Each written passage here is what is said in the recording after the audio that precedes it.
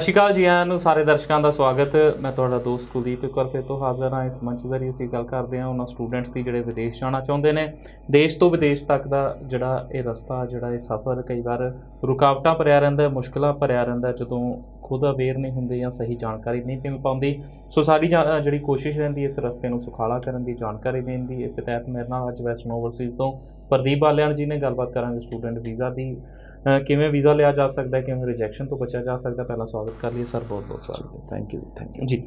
ਸੋ Australia ਦੇ ਵਿੱਚ course ਰੈਲੀਵੈਂਸੀ ਜਾਂ ਇੱਕ ਰੈਲੀਵੈਂਟ ਕੋਰਸ ਹੋਣਾ ਕਿੰਨਾ ਕੁ ਮੈਟਰ ਕਰਦਾ ਹੈ? ਕੈਨੇਡਾ ਵਿੱਚ ਜਿਵੇਂ ਵੱਡੇ ਪੱਧਰ ਤੇ ਰਿਜੈਕਸ਼ਨ ਇਸੇ ਕਰਕੇ ਰਹਿੰਦੀ ਹੈ, ਆस्ट्रेलिया ਦੇ ਵਿੱਚ ਇਸ चीज़ ਨੂੰ ਕਿਵੇਂ देखा जा रहा है? देखिए यहाँ पे बहुत ज़्यादा है, ये चीज़ें मैटर करती हैं। जीटी बोलते हैं इसको, जेन्युइन टेम्परेरी एंट्रेंट, जिसके अंदर सिर्फ कोर्स नहीं और भी चीज़ें जो देखी जाती है। रिलेवेंट कोर्स होना बहुत ज़रूरी है, जिसमें एम्बेसी को लगना चाहिए, वीज़ा ऑफिसर को लगना चाहिए कि वो प्रोग्रेसिव एजुकेशन के लिए गया है और एक वर्थफुल एजुकेशन के लिए गया है, जिसके बाद बच्चे का भविष्य अच्छा होगा, फ्यूचर अच्छा होगा। पहली बात रिलेवेंट कोर्स, चंगा कॉलेज। थर्ड बात आती है कि बच्चे का एकेडमिक स्ट्रॉन्ग होना चाहिए और इसके अलावा आइल्स भी स्ट्रॉन्ग होनी चाहिए, पेरेंट्स की इनकम स्ट्रॉन्ग होनी चाहिए और इसके अलावा उसके जो पेरेंट्स की एनुअल इनकम है वो भी स्ट्रॉन्ग होने चाहिए, फंड्स भी होने चाहिए। बच्चे ने रिसर्च भी किया हो, रिसर्च में जिसमें कि why Australia, why particular this course, after completion of this course what type of job student will get, और कहाँ जॉब मिलेगी, किस किस कंपनी में जॉब मिलेगी। ठीक है, ये सारी चीज़ें स्टूडेंट्स को पता होनी चाहिए और अपनी एसओपी में, स्टेटमेंट ऑफ पर्पज़ में ये चीज़ें अच्छे तरीके से बच्चे को एलोबरेट करनी पड़ेगी। और इसके अलावा नेक्स्ट चीज़ आती है स्टूडेंट्स की इमिग्रेशन हिस्ट्री, कोई इलीगल एक्टिविटी स्टूडेंट की तो नहीं है। ये सारी चीज़ें मैटर करती है, जिसको जीटी बोलते हैं। जीटी जिसका मैच करता है उस बच्चे के वीज़ा चांसेस रहते हैं। अगेन बोलना चाहूँगा, एसओपी बहुत मैटर करता है। बहुत सा स्टूडेंट सिर्फ एंड सिर्फ एजेंट पे निर्भर करता है, डिपेंड हो जाता है कि जी एजेंट मेरी एसओपी लिखेगा, एजेंट तो लिख देगा, कल ने आपके वीज़ा चांसेस कम रहते हैं। क्योंकि कल ने अगर आपका इंटरव्यू आता है तो एसओपी में से आप रट्टा मारते हो, आपने रिसर्च तो किए नहीं है, फंसोगे आप खुद। अगर आपने रिसर्च की है, एसओपी आपने खुद लिखी है, तो वीज़ा ऑफिसर कुछ भी पूछता है तो आप अपनी लैंग्वेज में उसका आंसर दे सकते हो। अगर आप अपनी लैंग्वेज में आंसर देते हो तो डेफिनेटली एम्बेसी मानती है, वीज़ा ऑफिसर समझता है कि आपने रिसर्च की है, आपका वीज़ा निकलेगा। इमिग्रेशन हिस्ट्री की जिवें तुसीं गल कीती, काफ़ी बच्चा जिहड़ा स्टूडेंट वीज़ा ते रिजैक्ट हो चुका है, चाहे वो कैनेडा तो रिजैक्ट होकर कैनेडा ही अप्लाई कर रहा है या न्यूजीलैंड आस्ट्रेलिया कर रहा है या इधरों रिजैक्ट होकर उधर कर रहा है।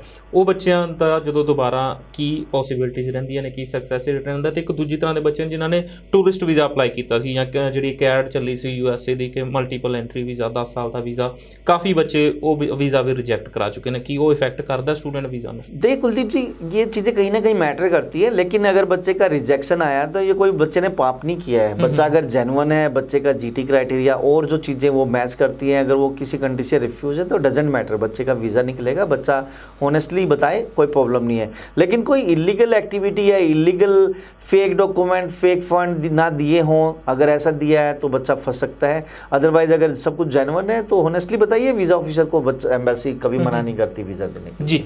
सो वो बच्चे जोड़े रिजैक्ट हो चुके हैं, वो बच्चे जोड़े फ्रैशर अप्लाई करना चाहते हैं, चाहे कैनेडा, न्यूजीलैंड, आस्ट्रेलिया, यूरोप या किसी भी कंट्री के लिए तुसी स्टूडेंट वीज़ा अप्लाई करना चाहते हो, वैस्टर्न ओवरसीज नाल कॉन्टैक्ट किया जा सकता है, जानकारी ली जा सकती है, दफ्तर विजिट किया जा सकता है, नंबर फ्लैश किया जा रहा है। उस नंबर पर कॉल करके तुसी दफ्तर का एड्रैस, अपना सवाल सब कुछ जोड़ा साझा कर सकते हो।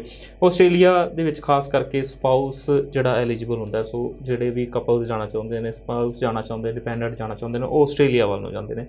पर उत्थे भी 2-4 तरह दी गल्लां दसियां ने, कोई मैरिज नवीं दस रहा, कोई पुरानी मैरिज एक्सैप्ट कर रहा, कोई दस रहा कि जोड़ा स्पाउस ग्रैजुएट होना जरूरी, कोई दस रहा कि स्पाउस की जी क्वालिफिकेशन ज़्यादा मैटर नहीं करती। एक्चुअल दे विच की सिनैरियो है या की चैकलिस्ट ने, ते नाल नाल रिजल्ट्स कित्थे निकल के आ रहे हैं? कुलदीप जी, जो आपका क्वेश्चन है वो रियली सीरियस क्वेश्चन है।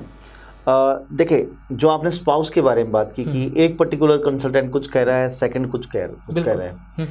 एम्बेसी की कोई रिक्वायरमेंट नहीं है, कहीं नहीं लिखा कि बच्चा जो डिपेंडेंट है, जो स्पाउस है, वो ग्रेजुएट होना चाहिए।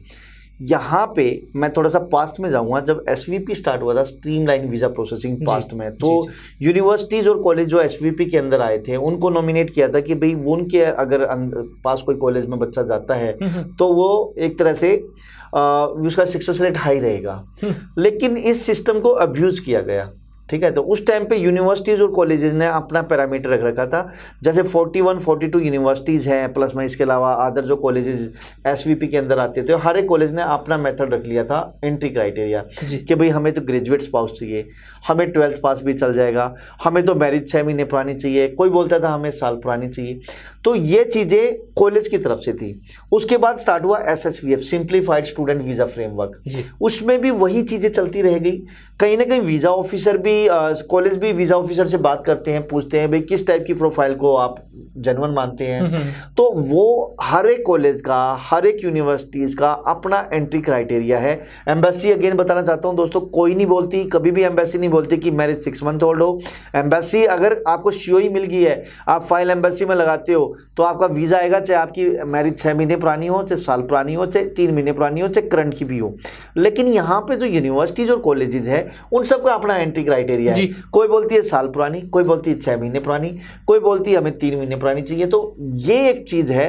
कुछ यूनिवर्सिटीज़ हैं जो आज की डेट में भी, 1-2 यूनिवर्सिटीज़ हैं जो 3 महीने पुरानी या करंट मैरिज पे भी ऑफर लेटर और COE दे रही हैं, और दूसरी रेस्ट जितनी भी यूनिवर्सिटीज़ हैं वो अपना सक्सेस रेट हाई रखने के लिए वो 6 महीने पुरानी या साल पुरानी। मतलब जो नतीजा देखिए तो बच्चे ਨੂੰ ਜੇਕਰ ਕਾਲਜ ਜਾਂ ਯੂਨੀਵਰਸਿਟੀ ਨੇ ਅਪਰੂਵਲ ਦੇ ਦਿੱਤੀ ਤਾਂ ਵੀਜ਼ਾ ਆ जाएगा। हाँ, कोई प्रॉब्लम नहीं है। हमने 12th पास बैचलर में बच्चे को डाला, स्पाउस वीज़ा लगा, तो आप सोच सकते हो कि स्पाउस भी मतलब बैचलर्स में भी लग सकता है, डिप्लोमा में भी लग सकता है। एम्बेसी नहीं बोलती ये चीज़ें। हाँ, कॉलेज ने अपना सक्सेस रेट हाई रखने के लिए अपना एंट्री क्राइटेरिया थोड़ा स्टिक कर रखा है। दूसरा, कुछ फेक मैरिज भी पकड़ी गई है एम्बेसी में, तो उन सब चीजों को देखते हुए भी 1 साल पुरानी जानबूझ के कॉलेज ने कर रखी है। तो अगर 1 साल पुरानी मैरिज है तो वो उसमें थोड़ा सा एम्बेसी ये मानती है, कॉलेज भी मानता है कि ये लिविंग रिलेशन में बंदे रहे हैं दोनों, तो उस हिसाब से उनके एविडेंस सारे चेक होते हैं। सारे एविडेंस चेक होके फिर उनकी फाइल एम्बेसी में लगती है, तो सारे एविडेंस प्रोड्यूस होते हैं, तो वीजा लगता है।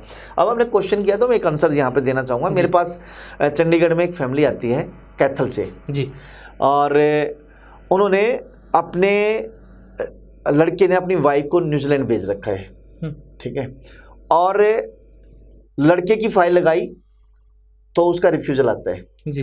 तो उसकी वाइफ वहाँ बैठी है, लड़का यहाँ बैठा है, तो वो मेरे पास आए, लड़का खुद जिसका रिजेक्शन था, उसका फादर और एक लड़का और, 3 लड़के आए मेरे पास आए। तो मेरे से पूछते हैं कि भाई कह रहा हमने मेरा 2 बार रिफ्यूजल है, आपका टीवी शो देखा है और मैं न्यूजीलैंड की फाइल लगाना चाहता हूँ और मेरा स्पाउस वीज़ा नहीं लग रहा है।